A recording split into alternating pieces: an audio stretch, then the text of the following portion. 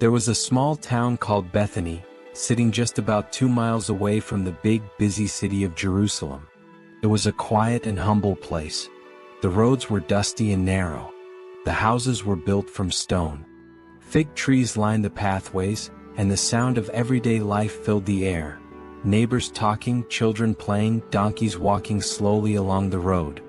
It was the kind of town where everybody knew everybody, where people looked out for each other, and where life moved at a slow and peaceful pace. In that little town there lived a family that was known and loved by everyone around them.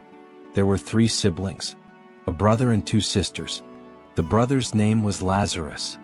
His older sister was Martha, and his younger sister was Mary. These 3 were not just family, they were the best of friends. They shared a home, they shared their lives, and they loved each other deeply. Martha was the kind of woman who kept everything running. She was practical, hardworking, and full of energy. If there was something that needed to be done, Martha did it.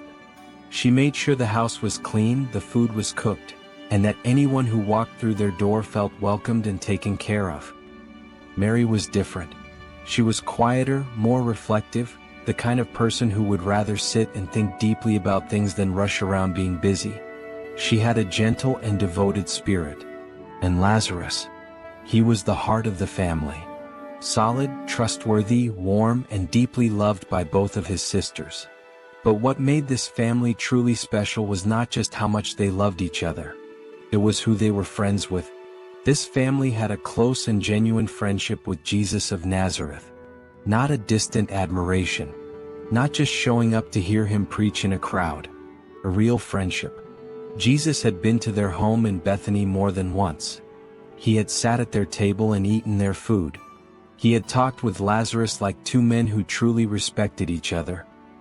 He had listened to Mary sit at his feet and soak in every word he said. He had watched Martha bustle around making sure everything was perfect, and he appreciated every bit of it. He knew this family. He knew their names, their personalities, their hearts. And the Bible captures it in the most simple and beautiful sentence. It says, Jesus loved Martha and her sister and Lazarus. Not complicated, not religious sounding, just plain and true. He loved them. Now, one ordinary day without any warning at all, everything in that household changed. Lazarus got sick.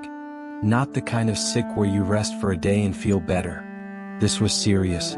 This is the kind of sickness that spreads through a body quickly and does not let go. The kind of sickness that drains the color from a person's face and takes the strength out of their limbs. The kind that makes everyone in the house go quiet and worried, because they can see that this is not going to pass on its own. Martha and Mary did everything they knew to do. They cared for their brother with everything they had. They brought him water. They wiped his face with cool clothes.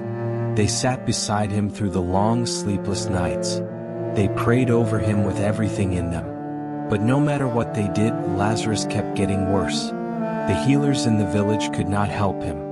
No one in Bethany had an answer. The situation was getting darker by the day. So the 2 sisters made a decision. They would send a message to Jesus. At that time, Jesus was traveling in a region beyond the Jordan River, some distance away from Bethany. They found a messenger, and they sent him running with words that came straight from their hearts. The message was not long. It was not dramatic. It was just one honest sentence. Lord, the one you love is sick. That was it. They did not demand that he come.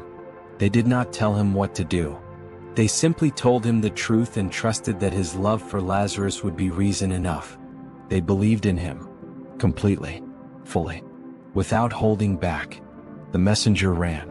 The 2 sisters stayed at their brother's bedside. And they waited. Now, when that messenger finally reached Jesus and delivered the news, something happened that nobody expected. Jesus heard the message. He understood completely what was being said. His dear friend Lazarus was seriously ill, possibly dying. And yet, Jesus did not pack up and leave immediately. He did not rush.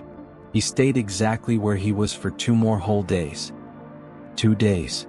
While Lazarus was fighting for his life.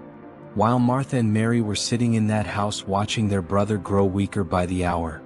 While the people of Bethany were whispering to each other in concern, Jesus stayed where he was. Now this was not because he did not care. This was not indifference or carelessness. The Bible is very clear that Jesus loved this family deeply. But Jesus was not operating on a human schedule. He was not reacting out of panic or emotion. He was moving according to a plan, a divine plan, a purposeful plan, that went far beyond what any human eye could see in that moment. He told his disciples plainly, "This sickness will not end in death. It is for the glory of God, so that the Son of God may be glorified through it." His disciples did not fully understand what he meant. But Jesus knew. He knew exactly what was coming. He was not ignoring the pain in Bethany. He was walking steadily toward a moment that would shake the whole world. After 2 days had passed, Jesus turned to his disciples and said, "Let us go back to Judea. Our friend Lazarus has fallen asleep, but I am going there to wake him up." His disciples thought he was speaking about actual sleep, that maybe Lazarus had fallen into a deep rest and was recovering. So Jesus spoke plainly and directly. He said, "Lazarus is dead. And for your sake I am glad that I was not there, so that you may believe. But let us go to him." And without any more delay they went. The walk to Bethany was not short. As they traveled, word began to spread that Jesus was on his way. And by the time he arrived at the edge of the village, the situation was even heavier than they had left it. Lazarus had not just died. He had been in the tomb for 4 full days. In that culture and in that climate, burial happened quickly, usually within the same day a person died. 4 days in the tomb meant there was absolutely no question, no room for doubt. Lazarus was gone. Completely and undeniably gone. The house was packed with mourners who had walked from Jerusalem to be with Martha and Mary in their grief. There was weeping. There was wailing. There was the thick and heavy atmosphere of loss that settles over a place when someone beloved has been taken away. The sisters were surrounded by people, but in the deepest sense they were grieving alone, with a pain that only the two of them could fully understand. When Martha heard that Jesus was coming down the road, she did not wait. She did not sit and wonder whether she should go or stay. She got up immediately and went out to meet him. She walked quickly, with purpose, and when she finally reached him on that road outside the village, she looked him straight in the eyes and said what had been sitting in her chest for 4 long, agonizing days. She said, "Lord, if you had been here, my brother would not have died." That sentence came from a place of real grief. It came from a heart that had been hoping and hoping, watching the road, waiting for him to show up, and he had not come in time. Or so it seemed. But even in that grief, even in that pain, Martha had not lost her faith, because she followed those words with something remarkable. She said, "But even now, I know that whatever you ask God, God will give you."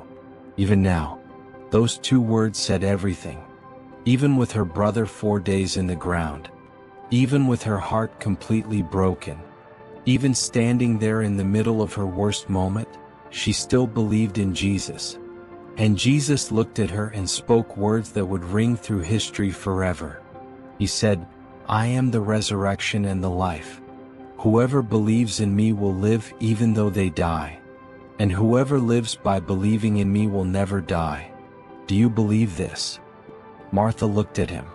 Tears still in her eyes. Pain is still in her chest. The grief was real and raw and present. But so was her faith. And she answered him steadily and clearly. She said, "Yes, Lord. I believe that you are the Messiah, the Son of God, who has come into the world." What a declaration. Right there in the middle of sorrow. Right there on a dusty road with her brother 4 days buried. She said it and she meant it. After that, Martha quietly slipped back into the house and found her sister Mary. She leaned close and whispered, "The teacher is here and he is asking for you." The moment Mary heard those words, she got up quickly and went to him. The people sitting with her in the house assumed she was going to the tomb to weep, so they followed her. When Mary reached the place where Jesus was standing, she fell at his feet. She did not have a prepared speech. She did not hold herself together. She simply fell at his feet and wept. And through her tears, she said the same words her sister had said, "Lord, if you had been here, my brother would not have died." The same words, the same grief, but carried differently. Martha had stood upright and spoken directly. Mary had collapsed at his feet and wept. Two sisters, two different personalities. One shared devastation. Jesus looked at Mary crying on the ground in front of him. He looked at all the mourners gathered around her, weeping and broken. He felt the weight of every tear in that crowd. And then something happened that the Bible records in the shortest verse in all of Scripture. Two words that carry more weight than most sermons ever will. Jesus wept. The Son of God stood there and cried. Real tears running down his real face. This was not a performance. This was not for show. He was not crying because he did not know what was about to happen. He knew exactly what he was going to do. He wept because grief is real. He wept because the people he loved were hurting and their pain was his pain. He wept because death is an enemy, and he hated what it had done to this family. He wept because love always feels the suffering of the beloved. The people standing nearby saw his tears and said quietly to one another, "Look how much he loved him." And there it is. That is the God we serve. Not a distant, untouchable God who watches suffering from far away and feels nothing. A God who steps right into the middle of your pain, sits down in it with you and cries. He sees every tear you have ever cried. He feels every weight you are carrying. He is not indifferent to what you are going through. He loves you. Jesus walked toward the tomb.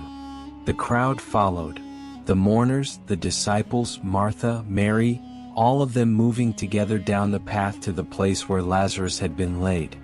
The tomb was a cave carved out of the limestone rock, with a large heavy stone rolled firmly across its entrance to seal it. Jesus stood in front of that stone and said, "Take away the stone." Martha stepped forward immediately. Even now, in the middle of everything, she was practical and honest. She said, "Lord, he has been in there 4 days. By now there will be an odor." She was not being difficult. She was being real. Opening a sealed tomb after 4 days made no logical sense to anyone standing there. It served no purpose that any of them could see. But Jesus turned to her and said gently and firmly, "Did I not tell you that if you believed, you would see the glory of God?" Martha said nothing more. She stepped back. And the men standing nearby put their hands on that heavy stone and pushed. Slowly, with great effort, the stone rolled away. The dark opening of the cave stood before them. Every voice in that crowd went silent. The weeping stopped. The murmuring stopped. The road outside Bethany fell into a deep and complete silence. No one moved. No one spoke. Every eye was fixed on that dark opening in the rock. Jesus lifted his face toward heaven and prayed out loud, so that everyone around him could hear. He said, "Father, I thank you that you have heard me. I know that you always hear me, but I am saying this for the benefit of the people standing here, so that they will believe that you sent me." He wanted everyone watching to understand that what was about to happen did not come from any human power. It came from God. It came from the Father who had sent him. And then Jesus turned toward the open tomb. He drew a breath.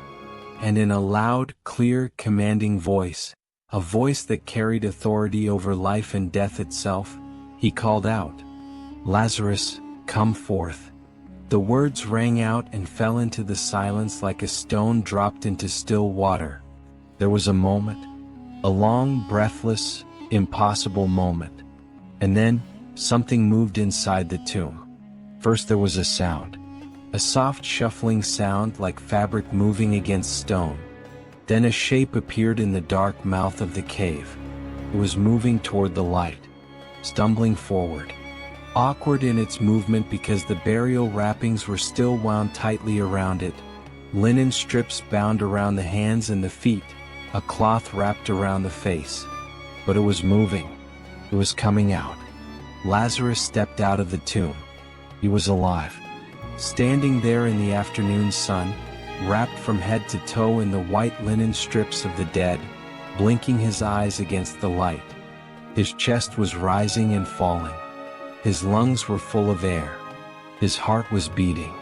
The man who had been sealed inside that cave for 4 days, the man they had all wept over, the man his sisters had mourned, was standing right in front of them, alive. The crowd broke apart in every direction. Some people screamed out loud. Some dropped to their knees right there on the ground. Some grabbed the person standing next to them. Some stood completely still, unable to move, unable to speak, their minds trying to catch up with what their eyes were seeing. Because no matter how many times you had heard about the things Jesus had done, nothing could have prepared you to see this with your own eyes. A dead man walking out of his own tomb.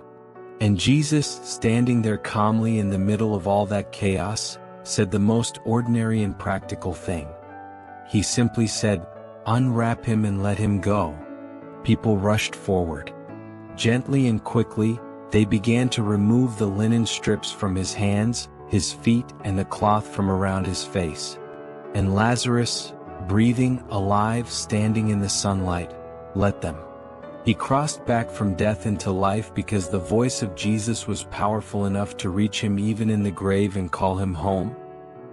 This was the story of Lazarus, and it still speaks today. When you are going through something painful and God feels silent, remember Martha and Mary? They sent their message and they waited. They did not understand the delay. But the delay was not abandonment. It was the purpose. God's timing is never late, even when it feels that way to us.